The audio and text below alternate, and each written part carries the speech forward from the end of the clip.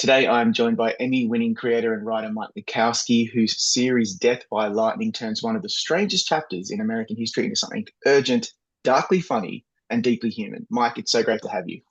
Thank you. Thank you for having me. I love that the show's opening scene is someone holding Charles Guiteau's brain and saying, "Who the F is Charles Guiteau?" And it feels like you're immediately leveling with the audience. This Was that brain, your way? Oh, yeah, there it is. Is that yeah, your way of I stole it. saying, Stole it from her. don't worry if you don't know this story, we've got you?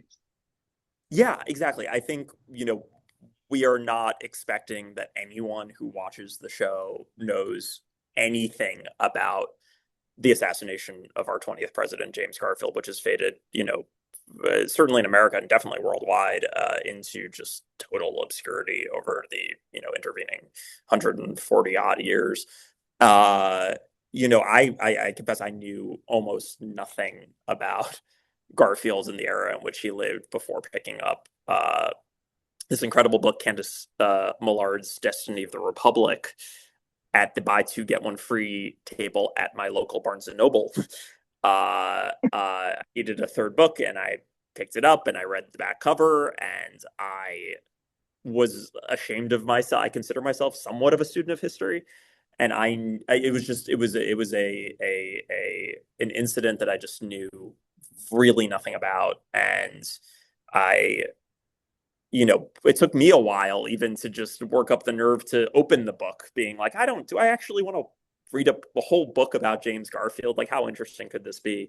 And I ended up reading the book in one sitting, which just really, really surprised me. And I think uh, the story was just so gripping and moving and funny and weird and felt just singular and indelible to our experiences as Americans that I wanted to be able to adapt it so desperately and to be able to have the opportunity to um, let a bunch of people who probably didn't assume that they would ever care about James Garfield, to let them know just how crazy this story was and why they should care. So. And when you first read Destiny of the Republic, what was the moment where you felt this wasn't just a material for adaptation, but something that you really had a personal point of view on as a storyteller?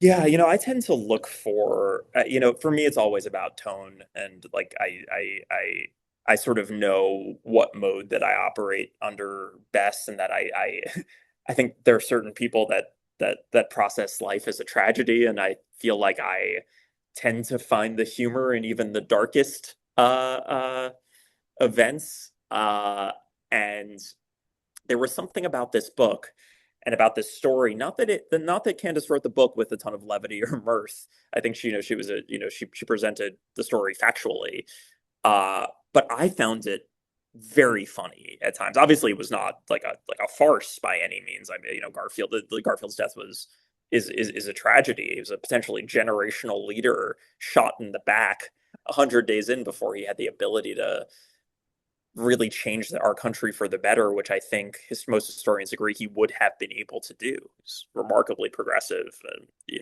noble, kind man, and a great leader.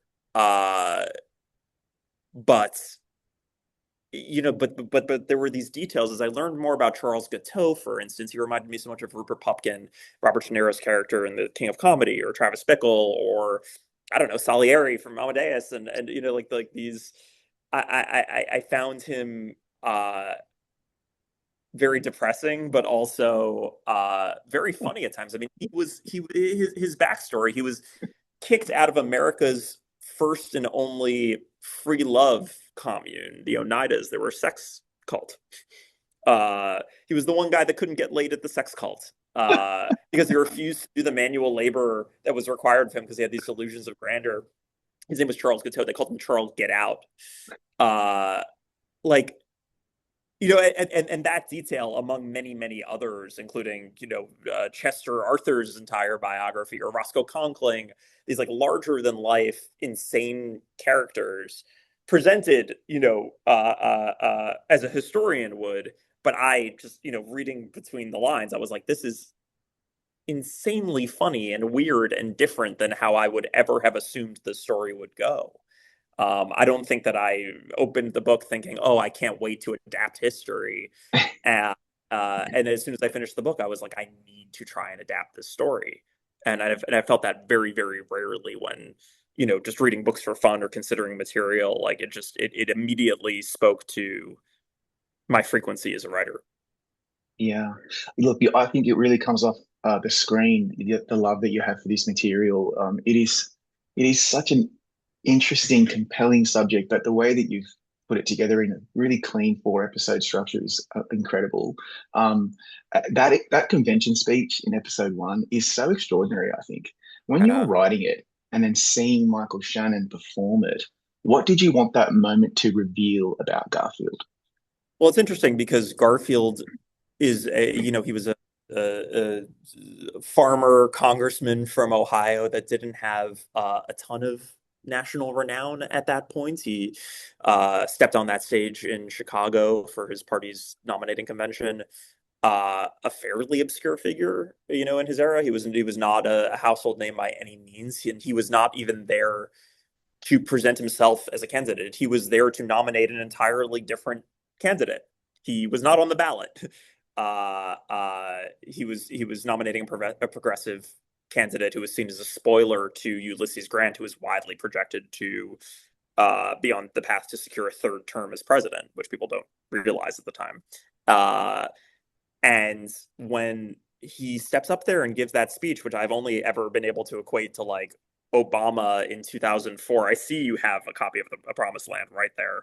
It's right there. Stepping up on stage and immediately becoming the most interesting person at that convention by giving a speech that presents such a strong and progressive and open-minded vision for the future of our country, and optimistic, while also accounting for, the complexity of our past.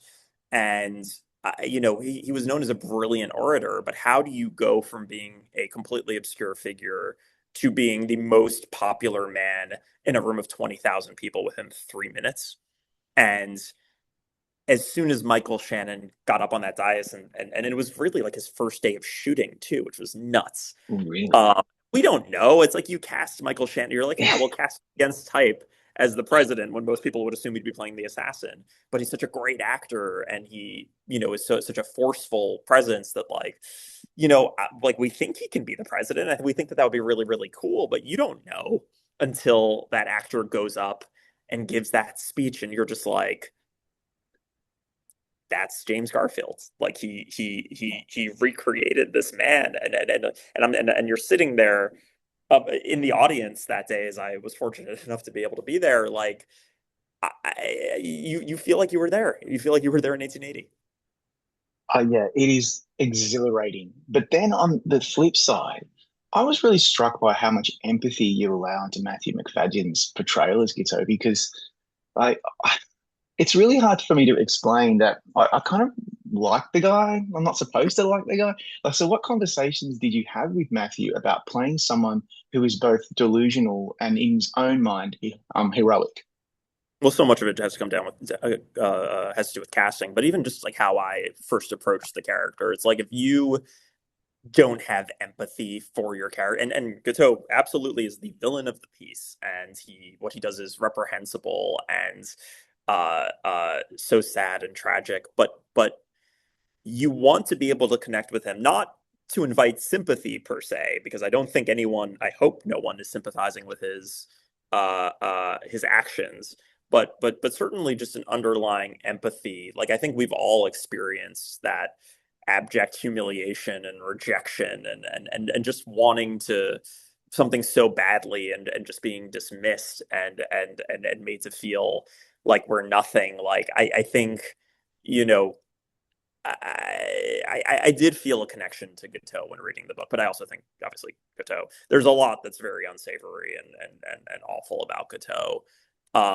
But if you cast an actor like Matthew Macfadyen, who again most people might assume that he'd be playing the lawful good, the white hat, Yeah, the president, yeah, because whenever you see Matthew Macfadyen on screen, is like he wears his heart on his sleeve, and you love him. You always love him. But as we've seen from Succession and Tom Wambsgans, it's like it's sort of most interesting when you love Matthew Macfadyen in spite of himself, right? Yeah. And it's like that balancing act, and a lot of my conversations with Matthew were like, you don't ever need to really play the crazy. Like you should sound in your mind, you're the most sensible person in the room, and sometimes like 50% of the time, you actually might be the most sensible person in the room. Um, but nobody's listening to you. And eventually that it starts to sort of atrophy and eat at your sanity in a really horrifying way that we get to what kind of breadcrumb and watch happen in real time, which just felt like the most compelling dramatic journey for that character to go on. Yeah, absolutely. And obviously, like someone like Tom Wambsgans, you should really despise him. He's an awful Right. creature, but love that character. Love it, love it, love The it. pain. So yeah, I totally Yeah.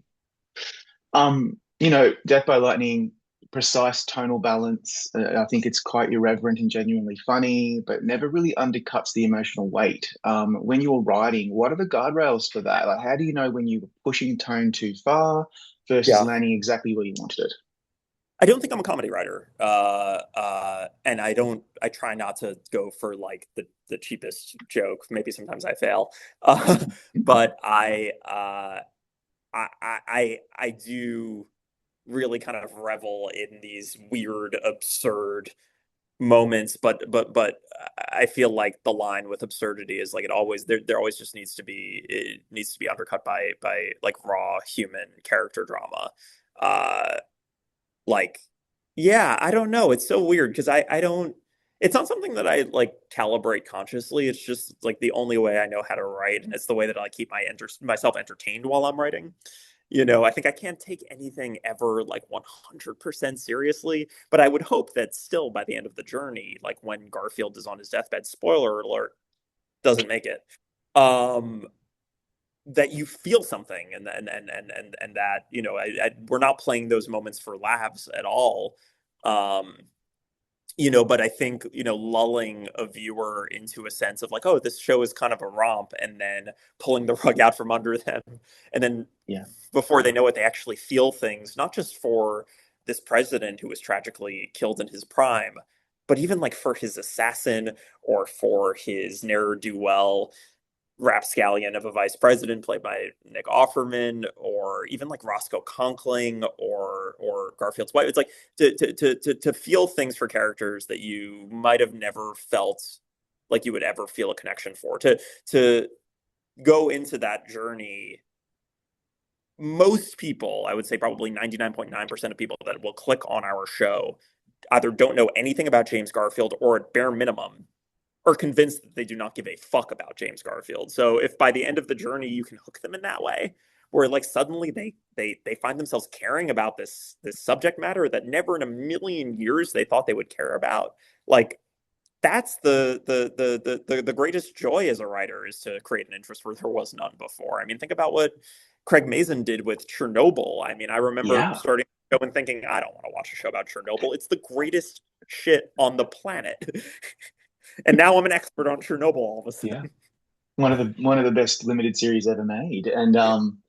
with this, from my perspective, I think it's you've actually talked about how Garfield is kind of like a what could have been leader, and for me, I felt like I felt a sense of loss by the end, not necessarily inevitability. We know that he dies, but I felt real genuine emotion and loss because of the way that you're able to have him portrayed as someone aspirational. Talk me through that element. It's very important to the way the show works.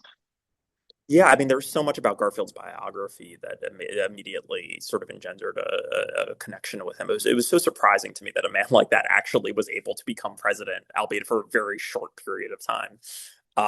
He was born into abject poverty. Like his parents couldn't afford shoes for him until he was like 6 years old or something crazy and apocryphal like that.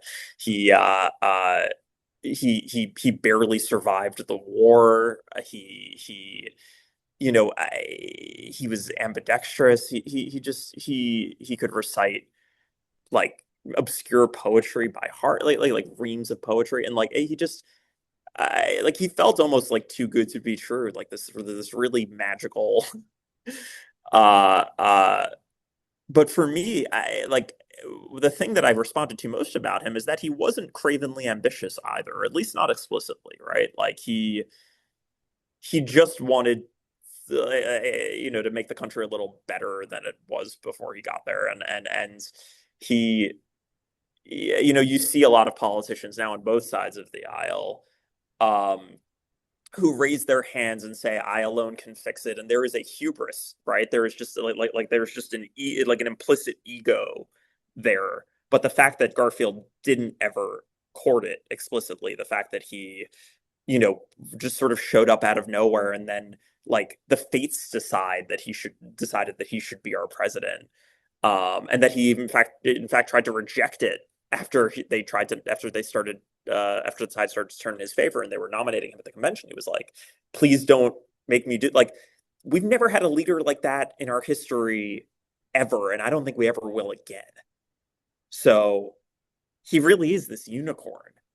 Uh and his story and to be able to have the privilege to cast a spotlight on him anew, like I think hopefully is will be revealing for many people about the state of our politics today. Yeah, like the parallels to the present moment are really eerie because, especially around like political violence, disillusionment. I'm just wondering, like, do you think what will you take away from this? Like, do you think it's Garfield, Gitto, their story, or is it something broader about this moment in history that you were exploring and how it compares to what we are dealing with now? Yeah, I mean, I sort of leave that to the viewer, and I definitely wouldn't want to ascribe a specific intent, but I do think that the story has so much to say that feels utterly contemporary, despite the fact that it's set in 1881. Like, and that's, certainly how I felt reading Candace's book. I was just like, this feels like it could have happened yesterday. This doesn't feel antiquated at all, and the themes that it deals with, this idea of how we treat mental illness in society, the scourge of political violence that obviously we're now, sort of seeing play out anew, and seems to have a kind of cyclical nature to it. And the idea of hero worship and Gateau, just like his obsession with fame and notoriety and leaving his mark, like uh, uh, there's just so much there to play with, and also what the story says about the American dream and who gets to achieve it, or certainly who got to achieve it back then. Um, it's there's just so much to play with in that sandbox, and I only hope to be able to present some neural pathways that people might go down, but it is like a Rorschach test for uh, I've heard from Republicans who really, really loved the show, which kind of confuses me a little bit, but I totally get it. Garfield was Yeah. a Republican, Yeah, but a very different kind of Republican. very. But it's people see what they want to see in the story, and that's how history should be treated. Like people study history and they, uh, uh, you know, draw lessons from it, and sometimes they draw the wrong lessons, but all you can do is really as a storyteller showcase and portray it as faithfully as you possibly can. Yeah, and of course give your own perspective, and that's the beauty of subjectivity. My final question is: the show's title captures the spirit of the entire series. What does Death by Lightning represent beyond the famous Garfield quote? Sure. So for those who might not know the quote readily, it is in the show. I couldn't resist. Shortly before Garfield was assassinated, at the time there was no formalized Secret Service to protect a president. The president didn't have a security detail, and at the time, any constituent could just show up essentially for office hours between 10 and 1 and line up in a queue to potentially meet the president of the United States without any security. And at some point, someone was like, "Hey, maybe you should pay for some private security or something. It seems like there's a lot of weird people showing up at this." And he said, "Assassination can be no more guarded against than death by lightning, and it's best not to worry too much about either one." And shortly after that, he was shot in the back and killed. So the irony there, I guess, was as soon as I saw that quote in Candace's book, I was like, "Why did you?" name your book Destiny of the Republic when Death by Lightning is right here? Right there. I was like, not that Destiny of the Republic isn't a great title. It is the title of our finale. But I was like, oh my God, it's just like it's rare that a title sort of falls into your lap like that. And but it felt I think at the time the nation was so shocked by this idea that this madman could come out of nowhere and kill, you know, their Yeah. president, who was not like a, a pretty public facing person at the time. It was just like, it was like he was the chief civil servant. And out of nowhere, someone targeted him. It wasn't like Lincoln. Lincoln was a wartime leader. He represented so much more. Garfield didn't even have a chance to represent more. And I think people were just sort of confused. It felt arbitrary, and people didn't know how to characterize Gateau, or the brain that would ever go to such extreme ends. Um, so sort of like the unknowability at the time. I mean, no one really understood mental illness in a way. It was. I think mostly people were just sort of confused and alarmed. So it felt almost like a lightning strike. So I don't, but yeah, I think honestly, you see a title like that out in the wild, or you see a quote like that, and you just, as a writer, sometimes you just can't resist. So it was the day one title, and it never changed. Yeah, it would. I think it would have been really irresponsible for you not to name it Death by Lightning. It's the perfect title. Mike, thank you for such a rich and thoughtful look inside Death by Lightning. It's rare to see for me history told with such personality and precision, and I really appreciate you taking us through the craft today. Thank you. I'm honored. Thanks, Robert. I appreciate your time.